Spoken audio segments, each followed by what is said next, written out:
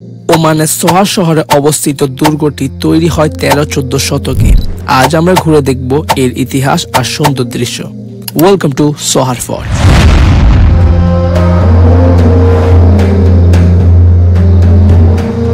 13-14 শতকের ইতিহাসে পা রাখার আগেই চোখে পড়ল দুর্গের সামনে দাঁড়ানো এই পুরানো নিসান C110 কার লাভারদের জন্য এক অস্থির আবেগের জায়গা। চলুন এবার প্রবেশ করা যাক সোহার ফোর্ট এর ভিতরে। এই দুর্গে ঢুকতে কোনো এন্ট্রি ফিস লাগে না, কারণ এখানে টিকিটের নয় ইতিহাসেরই মূল্য। ভিতরে ঢুকে প্রথমে চোখে পড়বে একটি মিউজিয়াম, যদিও সেটা তখন বন্ধ ছিল। সাধারণত এটি বিকেল 4টা পর্যন্ত খোলা থাকে, আর আমরা এসেছিলাম একটু দেরিতে। তবু বাইরে কিছু ঐতিহাসিক নিদর্শন সাজানো আছে, যা এখন আপনারা ভিডিওতে দেখতে পাচ্ছেন।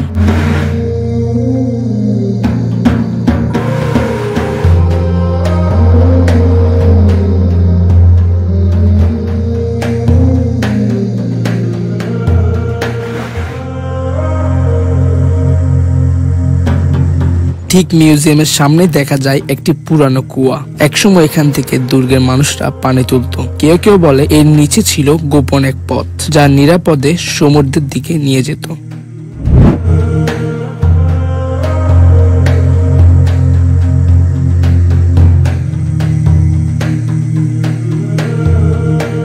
বিকালবেলার কারণে মিউজিয়াম খোলা ছিল না, তবুও সূর্যের ডোবার সময় পুরো দৃশ্য আরো আকর্ষণীয় হয়ে উঠেছে। আমার কাছে এটি এক অদ্ভুত সুন্দর অভিজ্ঞতা। আপনারাও তো দেখছেন, সূর্যের এই আলোতে সোহার ফোর্ট যেন আরো মনোমুগ্ধকর লাগছে।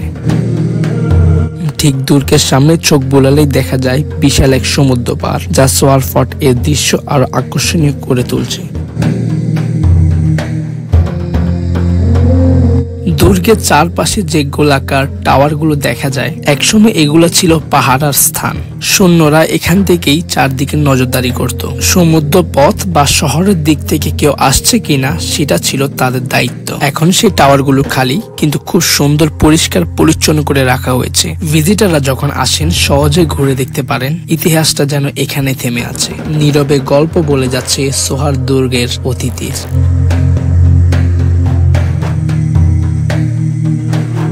এই দুর্গটির ইতিহাস 1300 শতাব্দীর দিকে পৌঁছে যায়। একসময় সোয়ার ছিল ওমানের অন্যতম গুরুত্বপূর্ণ বাণিজ্যের বন্দর, আর এই দুর্গ ছিল সেই সময়ের সুরক্ষার প্রতীক। সোহার ফোর্ট মূলত নির্মাণ হয়েছে হরমুজ রাজবংশের শাসনামলে। পরবর্তীতে আল বুসাইদির শাসকরা এটিকে পুনর্নির্মাণ ও সংস্কার করেন। দুর্গের ভিতরে যে খালি জায়গাগুলো দেখা যায়, একসময় এগুলো ছিল সৈন্যদের চলাফেরার স্থান কিংবা প্রশিক্ষণ দেওয়ার মাঠ। এই যে দেখছেন বিশাল গেট, একসময় এই পথ দিয়েই সৈন্যরা আসা যাওয়া করত। সম্ভবত এখান দিয়ে মালপত্র, ঘোড়া বা যুদ্ধের সরঞ্জাম আনা নেওয়া হতো।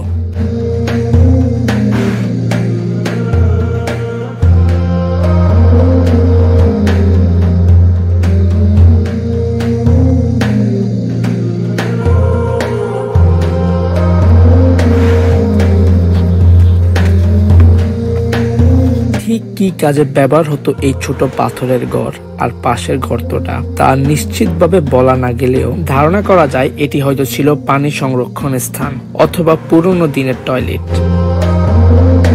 আজ কেবল নিস্তব এই কাঠামোই বলছে সোহার ফোর্টের পুরনো জীবনের এক টুকরো ইতিহাস।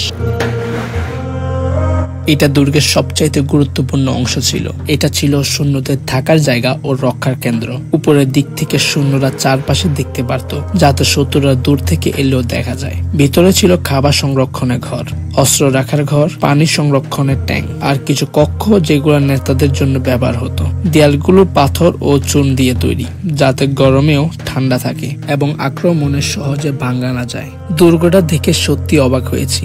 কত চিন্তা করে, কত নিখুঁত ভাবে বানানো হয়েছে, সত্যি অসাধারণ। বর্তমান এই ঘরটি বন্ধ করে রাখা হয়েছে, শুধু স্মৃতি হিসেবে সংরক্ষিত রয়েছে। এখন মন চাচ্ছে যে একবার হলো ভিতরে ঢুকে দেখে আসি, কিন্তু হয়তো এখন শুধু বাইরে দাঁড়িয়ে সেই অতীতের অনুভব করাটাই এক অন্যরকম অভিজ্ঞতা।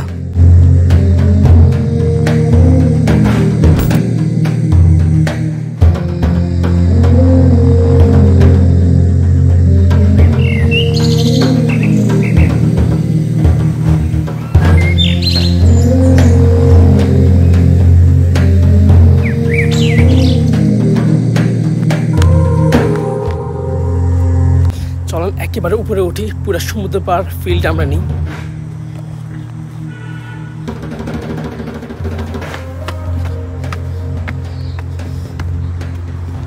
হ্যালো,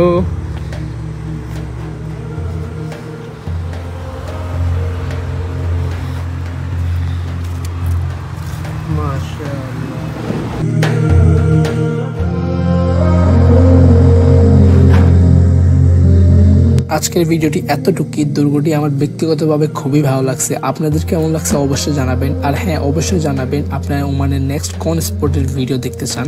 দেখা হচ্ছে পরবর্তী কোন এক ভিডিওতে।